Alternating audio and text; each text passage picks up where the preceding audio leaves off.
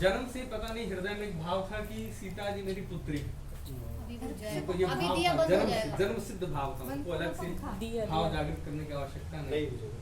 तो वो अयोध्या गए, अयोध्या के एक संत से उन्होंने वैष्णव दीक्षा लेकर के रामानुज दीक्षित हुए।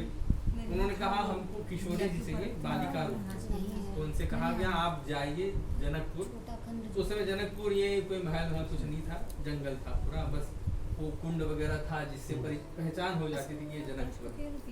तो वहाँ गए तो उन्होंने बहुत रो करके प्रार्थना की सीता जी से कि आपने मुझे भाव तो दे दिया है कि मैं आपका पिता हूँ, परंतु आप मुझे मिली नहीं। तो ऐसे ही रो रहे थे। तो उसी रात्रि को सीता जी ने उनको स्वप्न दिया। तो बोली आप जिस वृक्ष के नीचे बैठ करके रोज युगल मंत्र का जप करते हैं, सीताराम मंत्र का, उसी के नीचे मैं भूमि से जैसे मैं उस समय प्रकट की थी मैं फिर से प्रकट हूँ आपकी बस। तो उन्होंने दूसरे दिन जब वो जगे तो उन्होंने वो जगह जहाँ पर वो रोज भजन करते थे, नाम जप करते थे, वहाँ पर उसको खनना शुरू किया, खोद रहे थे। तो वहाँ से एकदम जितनी छोटी हमारी किशोरी जी है ना, उतनी ही छोटी सीता जी की सोने की मूर्ति प्राप्त हुई सीता जी। तो जैसे सीता जी त्रेता युग में भूमि से प्रकट हुई, इस युग में भी आज से 500 साल पहले कलिका में भी प्रकट हुई। तो वही जनकपुर में जो जानकी महल मंदिर है, नवलखा मंदिर इसको कहा जाता है, पहले कुछ नहीं था, बड़े था छोटा सा, वही सीता जी विराजती थी। बाद में अयोध्या से राम जी का विग्रह मंगाया गया तो विवाह करके वहाँ पर विराजमान थी। बाद में ओरछा की जो महारानी थी उन्होंने जब कनक भवन अयोध्या में बनवाया है तब जाकर अयोध्या ये जनकपुर का भी नवलखा मंदिर बना। 9 लाख रुपए आज से 500 साल पहले लगा, सोचिए आज कितना होगा, कोई गिन नहीं सकता है क्या पैसा लगा। तो सूर किशोर जी वही हुए जिन्होंने सीता जी को प्रकट किया आज के समय में। उनके शिष्य हुए प्रयागदास, इनको बचपन से ही इनको सब मामा जी बुलाते थे। इनको भी वही भाव था कि ये अनाथ अपने माता पिता के एकमात्र पुत्र थे और एक दिन इनको इच्छा में मेरी बहन नहीं, पिताजी गुजर गए थे तो माता जी इनकी मिथिला की थी, रहते थे लोग चित्रकूट साइड सतना में, लेकिन ये था कि हमारी बहन नहीं, हमको बहन चाहिए। माता जी ने कहा तुम्हारी बहन है, शादी हो गई, अयोध्या में रहने, ये कहा। तो वहाँ पर वो गए, कुछ साग भाजी वगैरह लेकर के कि हम अपनी बहन से मिलने जाएंगे। तो अयोध्या जी गए हैं तो वहाँ पर कुंड है, आज भी वशिष्ठ कुंड है बाहर, वहीं पर बैठे थे। तो बोले कैसे लोग हैं, मैं आया हूँ, मेरे जीजा जी मुझे दिख नहीं रहे हैं, मेरी बहन मुझे मिल नहीं रही है, तो ऐसे रो रहे थे।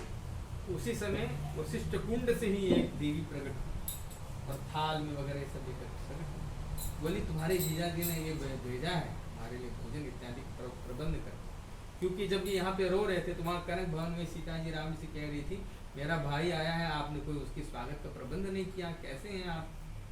तो प्रसाद पाए और सो गए, बच्चे ही थे, छोटे ही थे, 7-8 साल के। तो दूसरे दिन वो वशिष्ठ कुंड के पास एक महात्मा का आश्रम था, वहाँ पर वो बोले कि ये पात्र हैं स्वर्ण के। बोले अरे ये तो कनक भवन का पात्र है, तुम्हारे पास कैसे आ गया। तो उन्होंने कहा कि मुझे नहीं पता, कल एक देवी आई थी, उन्होंने दिया। महात्मा जान गए कि ये बच्चा सामान्य नहीं है, कोई शुद्ध महापुरुष नहीं। उन्होंने फिर उसको अच्छे से रखा बालक को।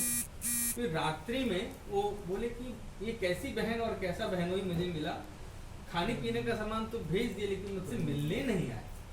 तो फिर रात्रि में श्री सीता जी आई राम जी के साथ। तो सीता जी को देखिए तो बहुत रोए, प्रसन्न नहीं हुए, क्योंकि वो एकदम सिंपल वेश में आए थे, कोई हार महारानी के वेश में नहीं थी, एकदम सामान्य स्त्री के वेश में आए।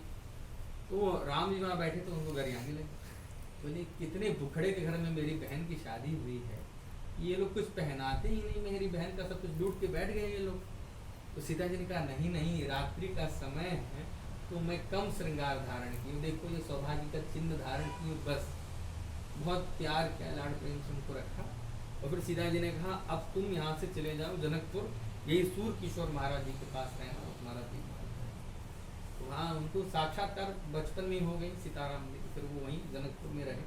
तो दूसरा नाम उन्हीं का है, सूर किशोर प्रयाग नेह सरसाई, ये जो श्री हर्षण सरकार हर्षयुत आई, अभी शताब्दी के ही पिछले सन 2006 में इनका शरीर पूरा हुआ। पूज्यपाल श्री राम हर्षण दास जी महाराज, ये बड़े सिद्ध महापुरुष थे। ये सीता जी को छोटी बहन मानते थे और सीता जी के एक बड़े भाई हैं, आपको नाम जानते हैं? नहीं जानते? लक्ष्मी निधि। जनक जी के एक ही पुत्र हुए लक्ष्मी निधि, तो सीता जी के बड़े भाई थे। सीता जी तो बाद, सीता जी औरस कन्या नहीं है ना, भूमि पुत्री, और उर्मिला जी हुई और उनके भाई कुशध्वज से 2 पुत्रियां हुई, ये मांडवी जी और श्रुति कीर्ति। तो ये एक भाई हुए लक्ष्मी निधि। तो पूज्य हर्षण दास जी को उन्हीं का अवतार माना जाता है, क्योंकि वो आजीवन इसी भाव में रहे। उन्होंने भी एक ग्रंथ लिखा है प्रेम रामायण, उसमें उन्होंने बस यही सब चरित्र लिखा है, लक्ष्मी निधि जी का चरित्र लिखा है। बहुत सारे ग्रंथ लिखे हैं उनके, आप यूट्यूब पे जाएंगे तो फोटोज और वीडियो सब अवेलेबल है। हमेशा रोते ही रहते थे। हमने तो दर्शन नहीं किया प्रत्यक्ष उनका, लेकिन वो जहाँ पर सोते थे अयोध्या जी में, हमने और 2018 में मैं गया था तो दर्शन किया था उनके जहाँ कक्ष था उनका। महाराज जी ने इस हम लोग के समय के एक महापुरुष है, और उन्होंने 13 करोड़ राम मंत्र का जप किया था, तो उनको साक्षात्कार सीताराम जी का बहुत सिद्ध महापुरुष। बाद में आप लोग को चित्र दिखाऊंगा। फिर रामा